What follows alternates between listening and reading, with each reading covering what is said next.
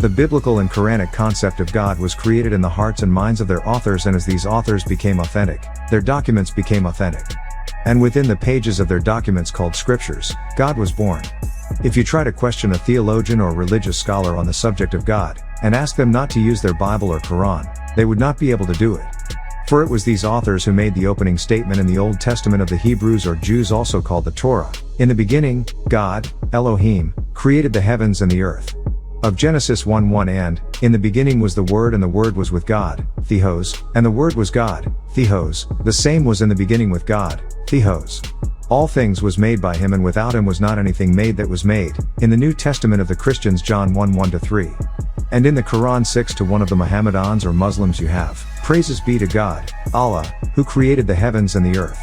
It was these three texts, Old Testament, New Testament and the Quran, authored by men who say they were inspired from on high to teach man of a God, who is every man's personal God. Yet, mediators were necessary, as if God could not merely think his being into everyone's heart without the stress and strain of religious instructions. The Jehovah's Witnesses, their entire doctrine is based on false prophecies, lies and Freemasonry. Most of the leaders during the 1920s and 1930s were either Freemasons or involved in secret societies.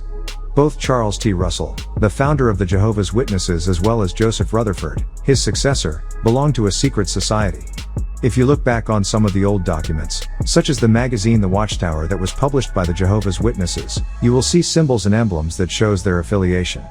The very holy book in which you claim you live by, warns you of these kinds of false prophets and Christs. And I quote, Matthew 24:24, "And in time there shall rise up lying messiahs and false prophets, and shall have the power to do great signs and miracles, so great that if it was all possible they would be able to deceive the chosen ones." Mark 13:22, "For false churches and false prophets shall rise, and shall show signs and wonders, to seduce, if it were possible, even the very chosen." It even tells you how to decipher if these prophets or Christs are of God in 1 John 4:1. 1 John 4:1, "Beloved, do not believe every spirit, but test the spirits to see whether they are of Theos, because many false prophets are gone forth into the world." The leaders of the churches, temples, synagogues, and the likes, can't teach you these things because it would uproot the foundation of their church, which believe and accept anything. They didn't teach you these things because when you get to that level you'll start to question the good and the evil of the world, and they simply don't have the answers. They want to keep you under the blindfolds of religion, be it Christianity, Judaism or Islam, where you are called a blasphemer if you question God or the Bible or the Quran. So instead you can ask your teachers, preachers, sheikhs, imams, and rabbis, why is there disease? Why is there suffering? Why are there problems? Why is there crack cocaine? They'll tell you. Do you know who did it? The devil. See, that's exactly what everybody says. No. God did it. The devil doesn't have the power to do that. You're giving the devil too much power. God did it. Your problem is you see God as this cuddly creature you hold in your arms. Oh, my sweet little baby, right? Isn't that how you see God, as an all-loving person who loves you regardless? How does the cow see him? That sounds strange, doesn't it? How does the cow see him? Is the cow alive? Does a cow think? How does a cow see God? The same God you see. How does a chicken see God? Let's talk about the life of a chicken on the planet Earth. It has wings and it can't fly, it has claws and it can't fight. Now, he's a bird that doesn't fly, doesn't swim and doesn't graze the field. So he was obviously created to be captured by you, imprisoned and barbecued. Isn't that something? Now, how do you think chickens feel? And now you have gotten to the point where the plants are thinking and feeling for you.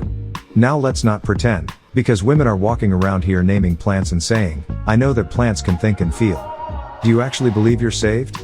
So now let's go back to the chain of life with something a little more animated. How does a chicken feel about the God you worship, that provided them for you? Put them inside a little stall, locked up in spaces where if they are just for eating, all they can do is lay eggs for you. And you come in the morning, kidnap their children, put them in a basket, take them, and throw them in a frying pan with butter, flip them over or have a sunny side egg. That was their baby. That was their fetus. Isn't that real? Then you have another one that's a cooker. He's being bred, and you're walking around saying, that one looks fat enough. Then grandma walks right in there and snatches him by the neck, spins it, and pops it. Nowadays you all are a little more sophisticated. Years ago your grandmother would reach down and grab the chicken and scare you with it. And the chicken is in shock. Stand like this and just go snap, and feathers are around the floor and the head is gone. That night that chicken is on the table stuffed and baked with some mashed potatoes and some greens. What does the chicken feel about your God? Now do you understand what I mean when I say what does the cow feel about your God? What does the fish feel about your God? What about the horse? You get to jump up on his back anywhere between 50 pounds and 250 pounds and he has to be maimed as long as you say so. Have you seen what happens to the back of a horse when you take the saddle off? The saddle cuts into his skin, it leaves open scars. You come along and put a little ointment on it and the saddle is tied back on his back and some man is stretched over him and pulls a metal range in his mouth, then jerks him and launches off for their joy. Or he becomes a beast of burden. He has the same things in his mouth and he has to tote things, pull plows, or tote trees. How does a horse feel about your God? How about the camel? What about the goat? What about animals that are used every day in animal sacrifices just to satisfy some bloodthirsty God? What kind of God do you worship, that needs to smell the sweet savor of burnt flesh and it is well pleasing to him? Philippians 4:18-1. Why is it so hard for you people to see that the God of the universe would not need these types of things? He could create the smell instead of killing some animals who was obviously put here on planet Earth for a reason. According to the Christian Bible, sacrifice started all the way back in Adam and Eve's time, when Cain and Abel offered God an burnt offering and God preferred Abel's offering, which was an offering of a sheep, Genesis 4:4, over Cain's offering, which was fruit of the ground, Genesis 4:3. What is this telling you about the God of the Old Testament? Yes, he is a carnivorous being, that prefers the smell of animal flesh rather than fruit.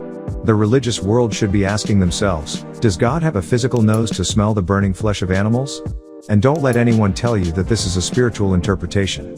And if they should tell you that this was a spiritual interpretation, then ask them, why would God need to use a physical nose as an expression of a spiritual interpretation? Couldn't he create a word appropriate without trying to borrow words from other languages he supposedly created? And then he needs you to burn things with a sweet savor, which means a sweet smell, and smell is one of the 5 senses. And it is a physical sense for human beings' awareness of his environment. According to your scriptures, does God smell? Or is he borrowing words? Genesis 8:20-21, and Noah, Utnapishtim, built an altar to Yahuwah, and took one of each species of clean for food animals, and clean for food bird, and went up on it to be raised up on the altar. And Yahuwah smelled a soothing aroma or the feast being cooked by Noah, Utnapishtim. And Yahuwah said in his heart, I will never again smite the Adamite Homo sapiens ever again because of what was fashioned in an Adamite's heart, of disagreeable things from his earlier life, nor will I ever again smite everything living, as I have done. The word used in this quote for smell is ruach, the same word used for spirit and soul. However, ruach is the same word in Hebrew for wind or breeze. This is how the word becomes to smell, perceive odor, because scent travels on the wind. The word soul is coming from the word wind, not the word wind from the word soul. And this ruach is the same word being used in the case of Jacob, son of Isaac, and Rebekah, who was definitely a physical man. Read Genesis 27:27. The same word for smell, ruach, is being used when Isaac smelled Jacob's raiment, which means that not only does God have a physical nose and use the 5 physical responses, or else why even burn offerings or incense that the scriptures claim he smells? The God of the Bible smelled the scent of burnt offering that Noah offered unto him, and it pleased, and stimulated him. It is a scientific fact that the only creatures that cooked food stimulates are human beings. When you smell food that some beings put inside your nose, it stimulates the saliva gland, which activates gastric juices in the stomach and they begin to chomp. The sense of smell is located in the highest part of the nasal cavity. The end fibers of the olfactory nerve lie in a small piece of mucous membrane about as big as a dime. These fibers carry sensations of smell along the olfactory nerve of the olfactory lobe of the brain, the part of the brain that is responsible for smell. You should ask yourself, why is it pleasant to God to smell the scent of burning animals? For them to say that God smelled the sweet savor means that he was stimulated by that, which would mean that he had a nose to smell with. All of these different kinds of nerves and glands in order to differentiate between the smell of the fowl of the air and the beasts of the field. So, in Genesis 8:21, God liked the smell of burning bodies. Thus, God must have the sense of smell, and the sense of smell was given to man by God. Then where did God get it from? If you want to talk about cruelty to animals, this is it. And let's not forget that animals are slaughtered every day so that people can eat. Another point to consider in the Noah story is, since Christian creationists believe in the Bible, ask them to explain the following. Genesis 7:4, for yet 7 days, and I will cause it to rain upon the earth 40 days and 40 nights, and every living substance that I have made will I destroy from off the face of the earth. And Genesis 7:23, and every living substance was destroyed which was upon the face of the ground. According to the Bible. Clearly and without a doubt every living substance on Earth was destroyed, including whales, bacteria, viruses and seeds. These 20 million odd species were all allegedly husbanded on the tiny Arkansas. Can this be possible? If every living substance were killed, how were the whales, fish and other sea creatures harbored on the ark? Continuing on, Genesis 8:11, and the dove came into him in the evening, and, lo, in her mouth was an olive leaf plucked off, so Noah knew that the waters were abated from off the earth.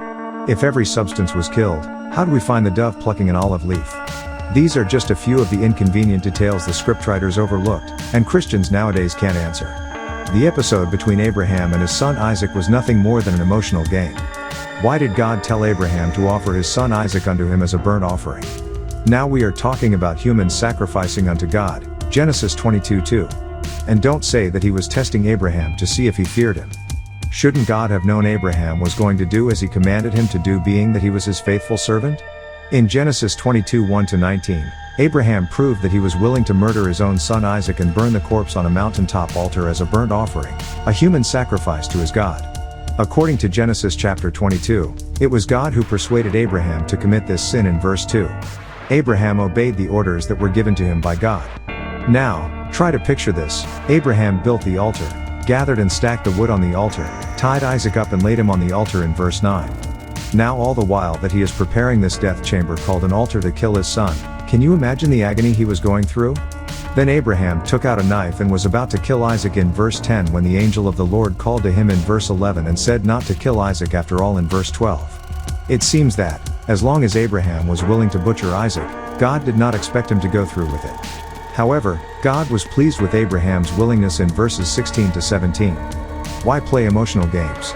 During this 19-verse episode, Abraham twice deceived people to make it easier for him to murder his son. He told his young men to keep their distance while he and Isaac went up alone to worship.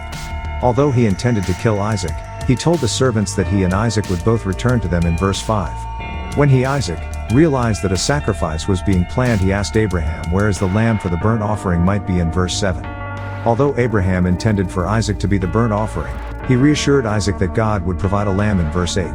After sparing Isaac, God did provide a sacrificial animal, but it was a ram, not a lamb in verse 13. The ram is always associated with evil, so why use a ram? Jesus should be called the sacrificial ram instead of lamb. There was deception that led up to this episode. In verse 2, in verse 12 and in verse 16 of Genesis 22, God referred to Isaac as Abraham's only son. Yet God, being omniscient, must have known that Abraham already had an older son, Ishmael, Genesis 16:15. Ishmael was 13 when Abraham was 99 years old, Genesis 17:24-26, but Isaac wasn't even born until Abraham was 100, Genesis 21:5. Yet Abraham did not contradict God on this point, perhaps he had forgotten Ishmael. Muslim and Baha'i scriptures both claim that Ishmael, not Isaac, was the son that Abraham nearly sacrificed. That would at least be consistent with the only son references, since Abraham had no children, Genesis 15:2, until Ishmael's birth. Of course, Genesis identifies Isaac as the sacrificial son, but, then again, Genesis contradicts itself and cannot be regarded as reliable. Why did God change his mind about Abraham sacrificing Isaac? Couldn't God have told Abraham to offer him a burnt offering of a ram in the first place to avoid all of the stress he put on Abraham and Isaac? Throughout the religious world, animals are being sacrificed every day in the name of God. And in the case of Christians, they don't have sacrifice rituals. But, they made their human sacrifice 2,000 years ago by way of their God named Jesus. In the Christian churches it is called a Eucharist, also known as divine or holy liturgy. The word Eucharist comes from the Greek word meaning thanksgiving, and liturgy comes from the Greek word meaning public service. It is a ritual which was instituted at the so-called Last Supper, in which bread and wine are consecrated and consumed in remembrance of Jesus' death, communion. The wine drunk in this ritual symbolizes blood and the wafer symbolizes the flesh. In almost every religion you can find some form of animal sacrificing required. This sounds like the same God to me with many different names. Christians calls him / God and Lord. Jews, Judaism, calls him / Hashem, Adu Shem, and Yahweh. Muslims, Islam, calls him / Allah. Catholics call him / Christ. The Yoruba call him / her by many different names such as Shango and Obatala, which is where the Santeria got their names from. The Dogons call him / her Nummos. Hindus call him / her Braham. Buddhists call him / her Buddha. Confucianism calls him / her Confucius. Shintoist call him / her Kami. Taoists call him/her Chen Sun. If there is any religion you can think of, they have some kind of name for him/her, even if they call it Mother Nature. I'd like to make a point right here, as the Ansaru Allah, I never performed animal sacrifices. I said I would never do it and was totally against it. Arabs would come over and they would do it. However, I did not agree with blood sacrifice or any other kind for that matter. You can ask any Ansar who is honest and they will tell you the same. I do not worship a God who needs the smell of blood to make him happy. You can't tell me that some God who created blood, which is the life force in the body, wants to smell the sweet savor of it. Something is wrong with this. This sounds more like some kind of carnivorous beast who loves blood. Is this why cannibalism is condoned in the Bible? Because God is a carnivorous being? In 2 Kings 6:28-29, a woman and the king of Israel are having a conversation about other women eating their children. Being that God hears everything, why didn't he say stop, this is not right? Unless he looked upon this as righteous deed. Why weren't they punished by God? 2 Kings 6:28-29 states, and I quote, "This woman said unto me, Give thy son, that we may eat him today, and we will eat my son tomorrow. So we boiled my son, and did eat him, and I said unto her on the next day, Give thy son that we may eat him, and she hath hid her son." What kind of God would condone a mother to eat her son? Were they hungry? Why didn't he just provide them with food? And the Aramaic Hebrew word used for eat in this quote is akai, meaning to eat, to devour, consume. And then in Isaiah 9:20 it states, and I quote, "And he shall snatch on the right hand and be hungry, and he shall eat on the left hand, and they shall not be satisfied, they shall eat every man the flesh of his own arm." The very same word akai is used here, meaning they ate, they devoured, they consumed. So here it is written clearly that the child in 2 Kings 6:28-29 was eaten. So you Christians cannot pull that metaphorical crap. What kind of God is this that just couldn't provide these people with some other food to satisfy their hunger? Again, in Ezekiel 39:17, God is telling man to gather it as sacrifice to them, to drink blood and eat flesh. Ezekiel 39:17, "And thou son of man, thus saith the Lord God, speak unto every feathered fowl, and to every beast of the field, assemble yourselves and come, gather yourselves on every side to my sacrifice that I do sacrifice for you, even a great sacrifice upon the mountains of Israel, that ye may eat flesh, and drink blood." The word being used in this quote for drink is the Aramaic, Hebrew, word shatha, meaning to drink, and the Aramaic, Hebrew, word used for blood is dam, which means blood. So, don't tell me that this is something mystical, because it is not. Now, back to the point, do you now understand what I mean when I say how animals feel about your God by whatever name you call him? How about the fish tank you have in your house? That little fish tank is sitting there, and you're in your house frying fish. How cruel. Who is responsible for this vicious cycle? Now that's just like you. If you were in a cage and somebody just came and looked at you because you're a little cuter than everybody else and he likes you, and he, a cannibal, is over there eating other people, you'll be thinking it's just a matter of time before he gets hungry and you have got to go. How do the other things that walk the planet see your God? Or have you created what your God should be instead of what he really is? Have you turned him into the great grandpa who's nice and kind and compassionate and loving for everything? God loves everything. Oh, he loves us too, he just provides for men. I bet you if you were stranded in a jungle in the midst of a bunch of lions and everywhere you turned, there were lions, or lions had you in a cage and they walked by and looked at you and picked out when they wanted to eat you, your own concept on the God responsible for that situation would change, wouldn't it? But now that you're on the upper hand, because I mean man walks around the world taking the lives of creatures for the fun of it, animals you don't even eat, you kill. Places you don't even have intentions on building residents, you don't even live, you chop down and turn them into tennis courts and golf courses and amusement parks. There are resorts out there, and these rich people have these big tennis courts and what do you call it? Golf courses where they can put houses suitable for people and you are the chicken to them. Can they come to your neighborhood when they want blood and take it? If they want a kidney for some person of worth who is dying, they will grab a drunk person that you used to see in the neighborhood. You say, what happened to that old wino? They took him apart. They needed his organ and they weren't going to wait. If you need an organ, they will put you on a waiting list. If a wealthy person of worth needs an organ, he'll get it the same day. If they can't get it here, they will fly to India and there it is, kidneys, liver, etc. You become the chicken when the earthquake comes. You become the chicken when your house burns down. You become the chicken when you're preying to the mentality that has bred what's on television, of criminals where you can't go down the street at night by yourself as a young lady because you have to worry about somebody disrespecting your humanity, where they rape you or rob you. And as time goes on, it gets worse. Human beings are changing into the chicken. Do you realize that? You are now losing your divinity, your connection with being a god and having the chickens, into becoming the chickens and having no contact with God. However, when you were in ancient Egypt you were the god who had the chickens and decided the destiny of the chickens. Can you see how I'm going right into the reality? Now you are becoming the chicken. You walk around in fright. You get paid and what do you have to worry about? You have to worry about being robbed in your neighborhood. You have to worry about somebody coming in your house. You have bars. What's happening to life? What's happening to reality?